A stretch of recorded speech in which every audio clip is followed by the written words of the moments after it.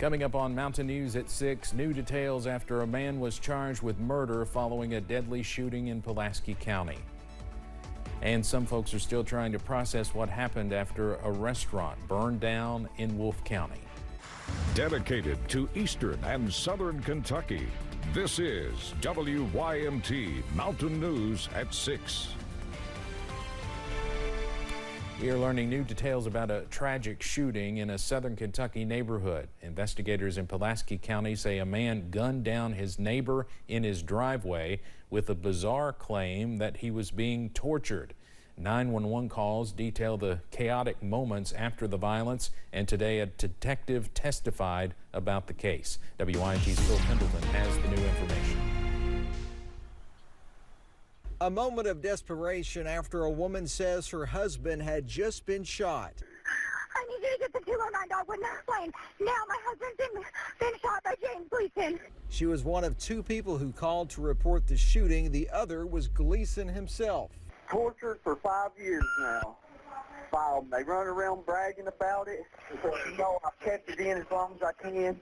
James Gleason was charged with murder in the shooting death of Adam Roark. The two lived across the street from each other.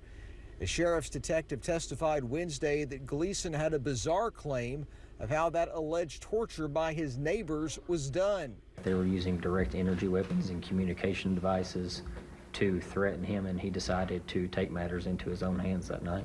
Dozens of Adam Roark's family and friends attended the hearing. They did not want to talk on camera afterwards, but they told me they want to thank the community for the tremendous amount of support that they've been shown. A detective also testified that Roark's wife and two teenage children witnessed the shooting. Mr. Gleason standing over top of Adam before discharging the firearm into Mr. Roark more times. Detective Jones also said their evidence shows that Gleason fired the gun until it was empty of all of its rounds. The judge found probable cause for indictment and denied a request to lower his bond from $1 million. In Pulaski County, Phil Pendleton, WYMT Mountain News. Gleason's attorney says he would like his client to receive a mental evaluation sometime during the legal process. In Buchanan County, Virginia, police have arrested a man in connection with an ongoing child abuse and death investigation. Police say they have charged Logan Curtis Boyd with felony child abuse and neglect, as well as felony murder. The investigation comes after police found a minor dead in the Van Sant area back in July.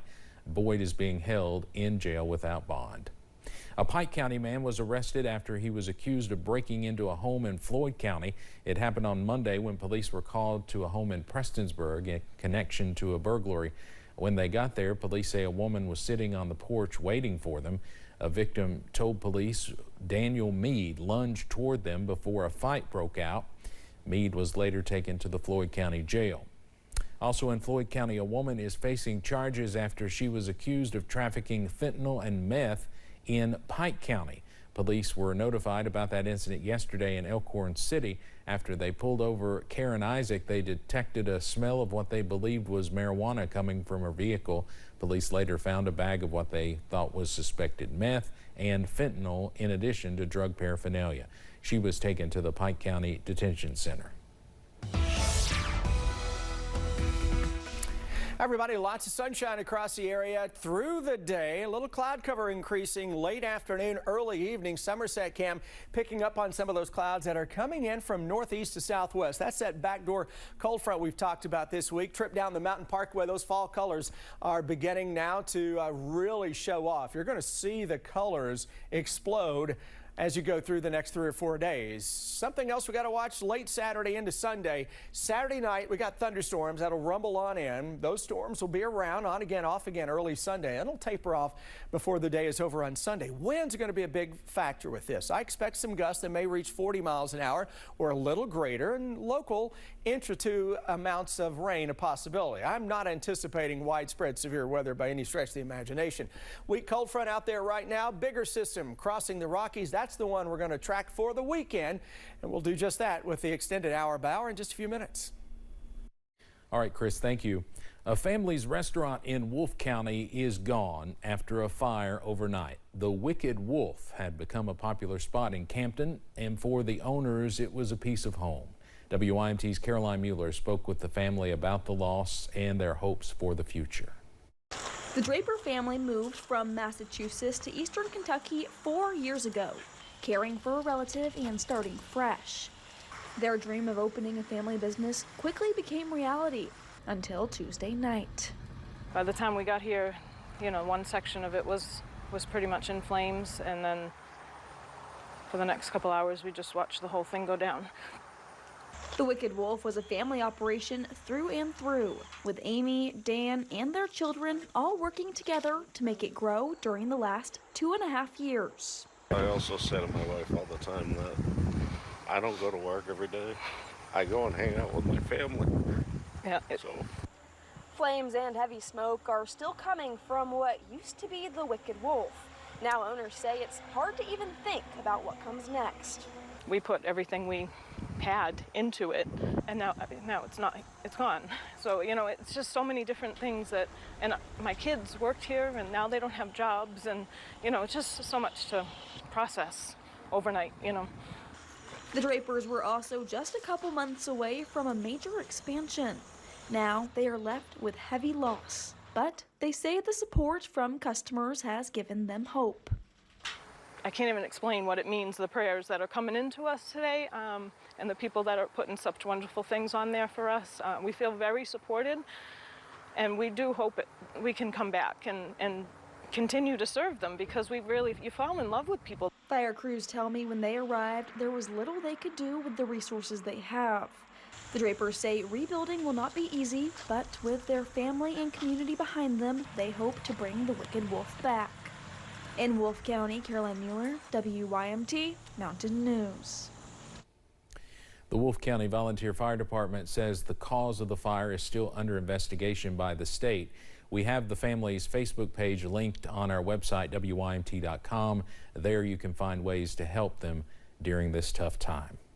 In Laurel County, the City of London experienced a power outage earlier today. According to Mayor Randall Weddle, it happened when 2 transformers went out at a substation. Some comments on Facebook suggest some folks in Manchester were also without power at one time today. The latest update from the London mayor was a few hours ago. Now, we checked about 30 minutes ago on poweroutage.com, and it showed only 45 customers in Laurel County without power. On Monday, we had judge executives from Perry, Pike, and Floyd counties on issues and answers to discuss the garbage problem and illegal dumping and how they hope to kickstart the Pride program again. WYMT's McKinley Calandrino spoke to someone in Perry County today about the issue. Charles Turner has lived in his Perry County home for about 40 years. One of his favorite things about it is his view of the Appalachian Mountains. It's just a beautiful place, especially this time of year with the leaves. But for the last 2 or 3 years, Charles says the view has changed as people have begun illegally dumping and trespassing across the ridge. It destroys the look of the area and the hillside over there, and it's just a real aggravation. Charles says he believes the group chooses its spot due to the lack of accessibility. They come in from Wabaco down here and they walk up the abandoned track and go up the hill, and then they get under the cliff over there. Reportedly showing up for about 2 to 3 days, then leaving. It's a nuisance to the people that have to see it driving by on River Road here and the people that live on River Road here, including me and my neighbors. Turner says he has called the city police, but after a few days, they show back up.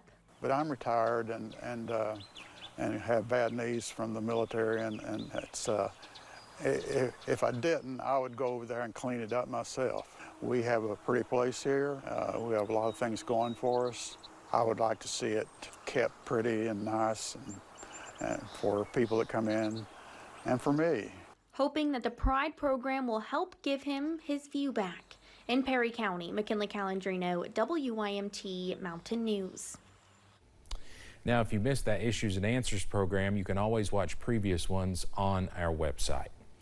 Governor Andy Beshear says Team Kentucky is sending more than $118 million to 6 counties to buy out properties from willing and voluntary Kentuckians in flood-prone areas. The funding is in response to the flood that happened earlier this year. 5 of those counties benefiting are here in the mountains: Floyd, Knott, Letcher, Perry, and Pike. In a statement, the governor says no one should have to stay in a flood-prone area simply because it is too expensive to move. Coming up on Mountain News at 6, SOAR teams up with a global company for a job hiring event happening later this month. Pikeville Medical